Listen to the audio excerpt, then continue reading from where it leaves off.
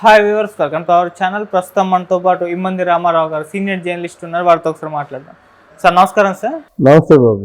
Sir, Prabhas గారి project కే కల్కి 2898 AD movie రిలీజ్కు సిద్ధంగా ఉండడంతో చాలామంది ఇప్పుడు ప్రభాస్ గారి గురించి కొన్ని ఇంట్రెస్టింగ్ విషయాలు సోషల్ మీడియాలో చర్చించుకుంటున్నారు. సార్, అందులో మెయిన్గా చూసుకుంటే ప్రభాస్ గారి ఆస్తులు గురించి, ప్రభాస్ గారికి అసలు ఎంత ఆస్తులు ఉన్నాయని చెప్పేసి చర్చించుకుంటున్నారు. ఒకవేళ ప్రభాస్ గారు కనుక పెళ్లి చేసుకోకపోతే ఆ ఆస్తులు ఎవరికి చెందుతాయన్న క్వశ్చన్ కూడా వాళ్ళు చర్చించుకోవడం చూస్తున్నాం. సార్, మరి ఈ ప్రశ్నలకు మీ సమాధానం ఏంటి సార్?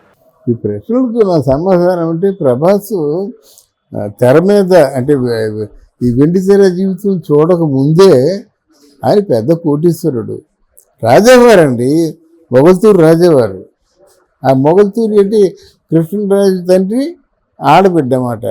అంటే కృష్ణరాజుకి మేనత్ అవుతుంది, కృష్ణరాజు తండ్రికి ఒక చెల్లెలు అవుతుంది అన్నమాట.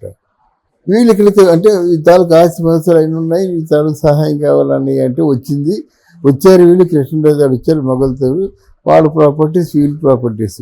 అందుకే కృష్ణరాజు తాలూకు ప్రాపర్టీస్ ఏంటంటే మేనత్త ప్రాపర్టీ కలిసింది, తండ్రి ప్రాపర్టీ కలిసింది, తాత ప్రాపర్టీ కలిసింది. ఎంత ఉందో వాళ్ళకి తెలియదు దానికి ఆ ప్రాపర్టీ.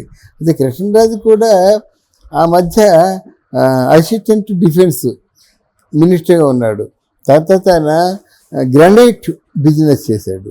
దాంట్లో గ్రానైట్ కొత్తగా రావడం, మార్బుల్స్లోను దాంట్లో తెగ సంపాదించాడు. గ్రానైట్ బిజినెస్లోను ఊహించని విజయాలు వచ్చాయన్నమాట.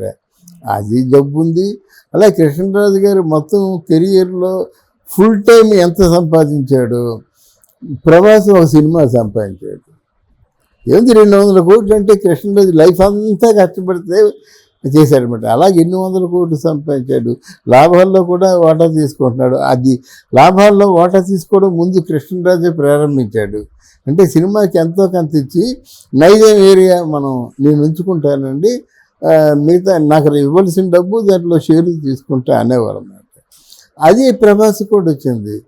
నేను నాకు పెద్ద అడ్వాన్సుల కోసం వాటి కోసం నాకు లేదు, కానివ్వండి ఎంత పే చేస్తుందో అది పే చేసిన దాంట్లో తీసుకుంటానంటే దానికి బాగా చాలా మంచి ఆదాయం వచ్చింది. ఆస్తులు చాలా బాగా పెరిగాయి, కౌంట్ చేయడానికి వీలు లేదు. డెఫినెట్గా కొన్ని వేల కోట్లు ఉంటాయి అన్నమాట. ఎక్కడ చెక్కు చెదరలేదు కదా ఆస్తులు పోవడం అదేం లేదు.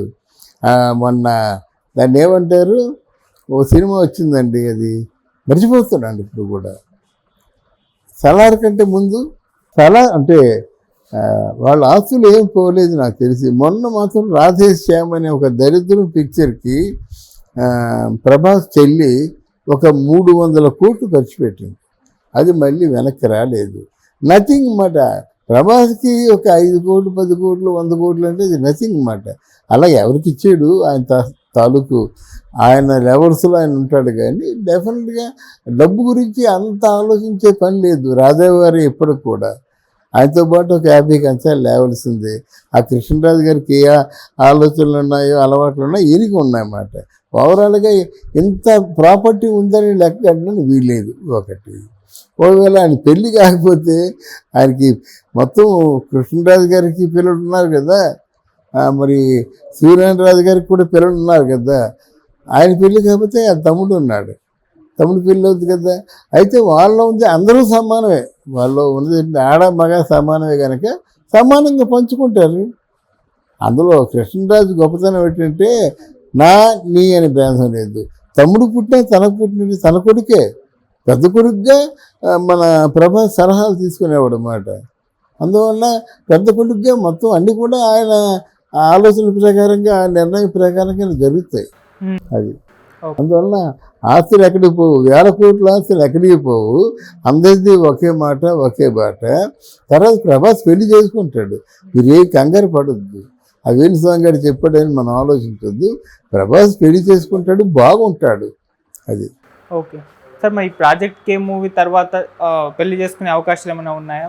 మళ్ళీ సాలార్ 2 షూటింగ్లో లేదు, తొందరగానే పెళ్లి చేస్తున్నాడు. అది పెళ్లి చేసుకుందాం ఆలోచన వచ్చింది. మరి ఎందుకు ఆలోచిస్తున్నాడో తెలీదు. బట్ యాజ్ ఇట్ ఈజ్గా యాజ్ ఆన్ టుడే ఆయన తాలూకు ఉద్దేశం ప్రకారంగా పోవాలంటే అందరూ అనుకున్నట్టే పెళ్లి జరగవచ్చు. అందరూ ఏమనుకుంటున్నారో, ఎవరు పెళ్ళాంగా ఉంటే బాగుంటుంది అనుకుంటున్నారో ఎవరైతే ఈయన కోసం పెళ్లి చేసుకోకుండా కాసుకొని కూర్చుంటున్నారో ఆవిడతో పెళ్లి జరగచ్చు. ఓకే సార్, కమింగ్ టు కల్కి సినిమా మరి తొందరలో రిలీజ్ కాబోతుంది, ఈ మంత్లోనే 27.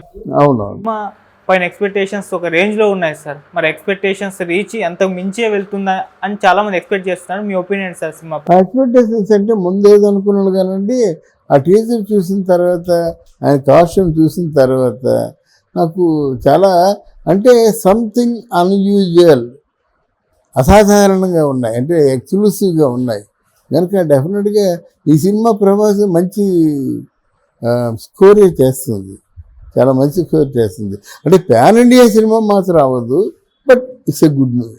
Okay sir, thank you so much. Thank you. Full time ఎంత సంపాదించాడు ప్రభాస్? ఒక సినిమా సంపాదించాడు.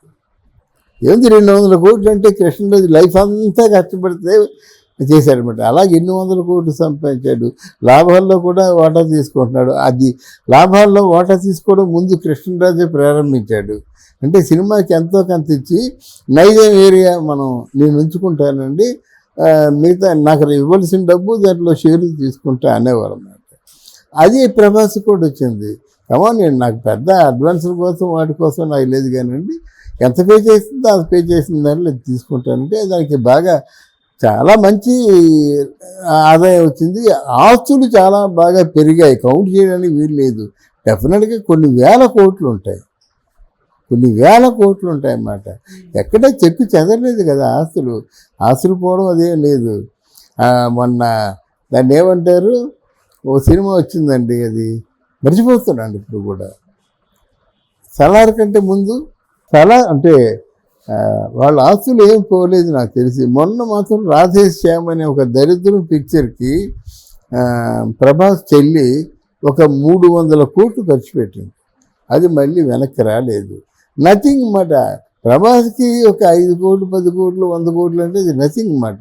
అలా ఎవరికి ఇచ్చాడు, ఆయన తాలూకు ఆయన లెవెల్స్లో ఆయన ఉంటాడు. కానీ డెఫినెట్గా డబ్బు గురించి అంత ఆలోచించే పని లేదు రాధావారి ఎప్పటికి కూడా. ఆయనతో పాటు ఒక 50 కంచాలు లేవలసిందే. ఆ కృష్ణరాజు గారికి ఏ ఆలోచనలు ఉన్నాయో అలవాట్లు ఉన్నాయో ఈయనకి ఉన్నాయన్నమాట. ఓవరాల్గా ఇంత ప్రాపర్టీ ఉందని లెక్క కట్టడానికి వీల్లేదు. ఒకటి, ఒకవేళ ఆయన పెళ్ళి కాకపోతే ఆయనకి మొత్తం కృష్ణరాజు గారికి పిల్లలు ఉన్నారు కదా, మరి సూర్యనారాయణ గారికి కూడా పిల్లలు ఉన్నారు కదా. ఆయన పెళ్ళి కాకపోతే ఆయన తమ్ముడు ఉన్నాడు, తమ్ముడు పెళ్ళి అవుతుంది కదా. అయితే వాళ్ళలో ఉంది అందరూ సమానమే, వాళ్ళు ఉన్నది ఆడ మగ సమానమే కనుక సమానంగా పంచుకుంటారు. అందులో కృష్ణరాజు గొప్పతనం ఏంటంటే నీ అని భేదం లేదు.